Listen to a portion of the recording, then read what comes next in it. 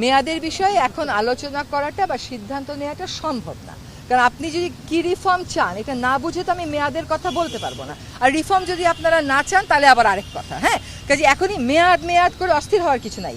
আমরা সকলেই গণতান্ত্রিক দেশে একটা যাতে যাত্রা শুরু করতে পারি সেটার প্রস্তুতির জন্যই তো এই অন্তর্বর্তীকালীন সরকার। সেই প্রস্তুতিটা নেওয়ার জন্য যেটুকুন সময় দরকার শুধুমাত্র সেটুকুন সময়ই আমরা নেব।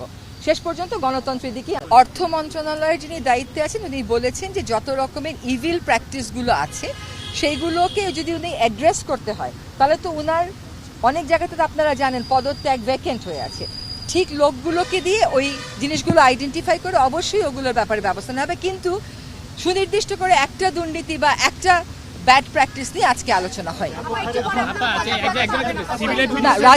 রাজারবাগে যেটা যাওয়ার কথা ছিল, যেহেতু আইজিপি মহোদয় এখানে এসছেন, র্যাবের প্রতিনিধি এসছেন, রাজারবাগে আজকে আর যাওয়া হচ্ছে না।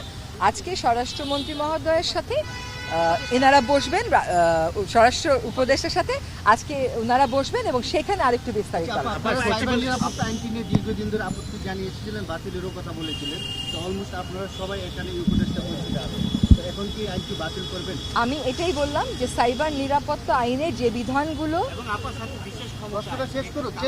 জি আমি আছি, শোনেন কতগুলো ক্ষমতা একটা গণতান্ত্রিক সরকারের হাতে পড়লে অসুবিধা হয় না, কিন্তু সরকার যখন অগণতান্ত্রিক হয়ে পড়ে তখন এটার অপপ্রয়োগ হয়। সে কথাটাও হয়েছে।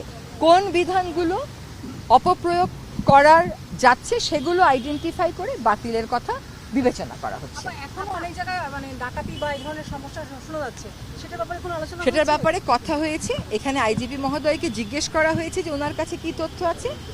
ওনার কাছে যা তথ্য আছে তার সাথে আবার যা প্রচারিত হচ্ছে সবসময় মিলছে না, আবার ওনাদের অনেকগুলো থানাও তো ফাংশনাল না, কাজে ওনার কাছে সব তথ্য এখন থাকবে এটাও আমরা ধরে নিতে পারি না।